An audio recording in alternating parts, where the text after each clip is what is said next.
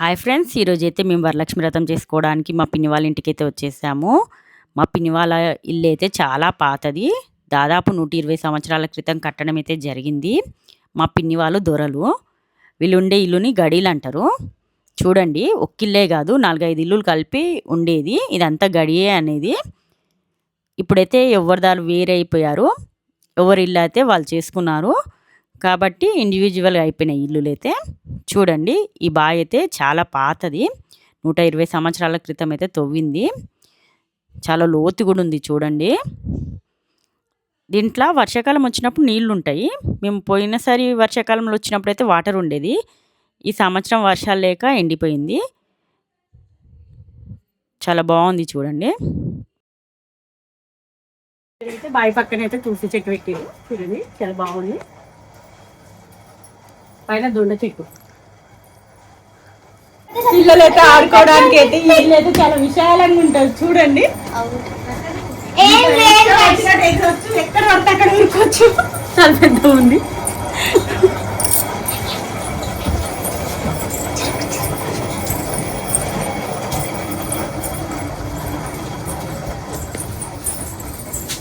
ఇదేమో వంటగది చూడండి. మా పిన్ని అయితే వంట చేస్తుంది. వీళ్ళు పొయ్యి ఇంట్లోనే పెట్టేవాళ్ళు. ఇక్కడ కూడా మా పిన్ని వంట చేస్తుంది అప్పుడప్పుడు. పొగ కూడా పోవడానికి అయితే లోపల నుంచి అయితే మనకు ఉంటుంది చూడండి.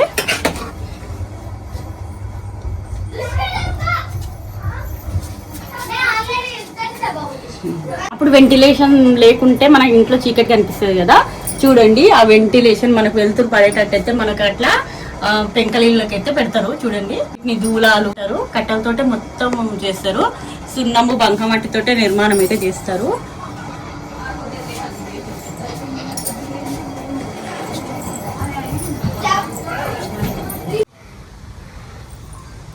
మా పిన్ని వాళ్ళని దొరలు అంటారు.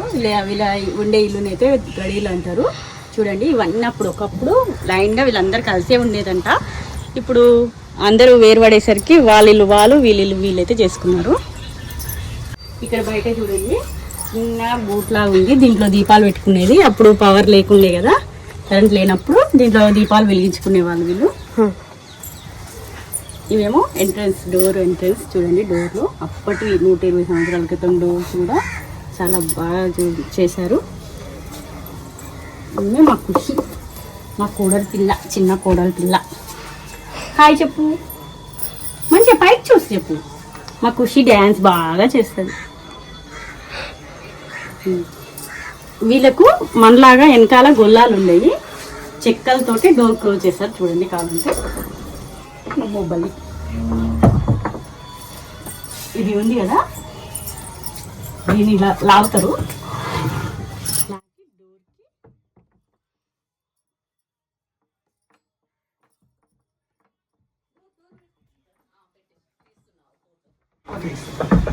అయితే దీన్ని ఇళ్ళ ఉన్న హోల్లోకి పెట్టేస్తారు.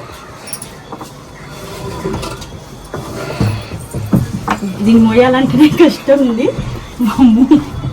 ఇట్లా పెట్టేసి క్లోజ్ చేస్తారు డోర్ని. వీళ్ళు ఎవరు ఎంతమంది నెట్టినా కానీ రాదు. వీళ్ళు గొల్లాలు యూజ్ చేయకుండా ఇలాంటి చెక్కలతోటి డోర్కి లాక్ అన్నట్టు లోపల పెడితే ఎవరు ఎంత నెట్టినా ఈ డోర్స్ అనేవి వెళ్ళారు.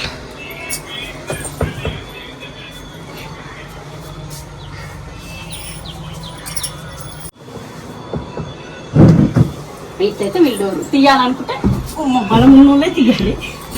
వాళ్ళే పెట్టలేదు. దీన్ని లోపలికి ఇలా నెట్టేసాలి. లోపల ఎంత దూరం ఉందో కానీ నెడుతున్న కొద్ది లోపలికి వెళ్తుంది. ఈ విధంగా అయితే తీస్తారు. ఇది సనాబి అంటారు. సెల్ఫ్ లాగానే ఉంటుంది. ఇదేమో చిన్న గూడు, దీంట్లో కూడా సామాన్ పెట్టుకుంటారు.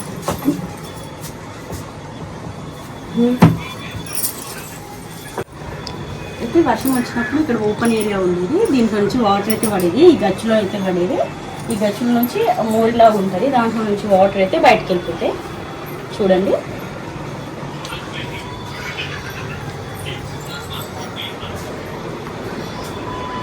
ఇప్పుడైతే దేవుడి గదిలోకి వెళ్దాం పదండి.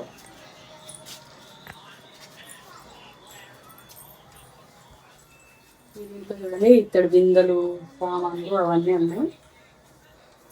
ఇక్కడ దేవుడికి అయితే పూజ చేసిరు, ప్రసాదాలు కూడా పెట్టిరు.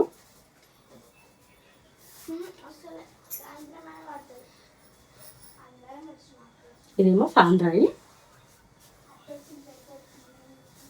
ఇక్కడ వీళ్ళు కూర్చోవడానికి చూడండి, వీటి తాట ఆకులతోటి అల్లినవి కింద వేసుకొని కూర్చోవడానికి యూజ్ చేసుకుంటారు.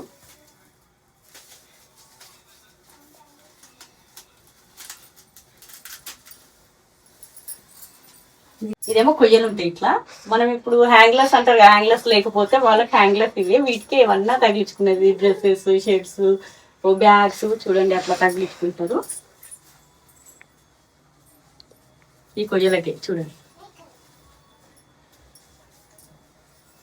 సెల్ఫ్ లేకున్నా వీళ్ళు చెక్కని ఇలా పెట్టేసి గోడలకు పెట్టేసి ఈ విధంగా అయితే సామాన్ పెట్టుకోవడానికి అయితే ఒక సజ్జలాగా ఉంది.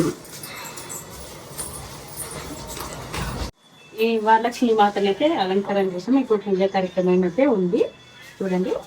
అనేది నేను పూర్తిగా డెకరేషన్ అయితే చేసేసాం. పూజా కార్యక్రమం ఒకటి ఉంటుంది. మా వీడియో నచ్చినట్టయితే లైక్ చేయండి, షేర్ చేయండి, సబ్స్క్రైబ్ చేసుకోండి. Thank you for the watching.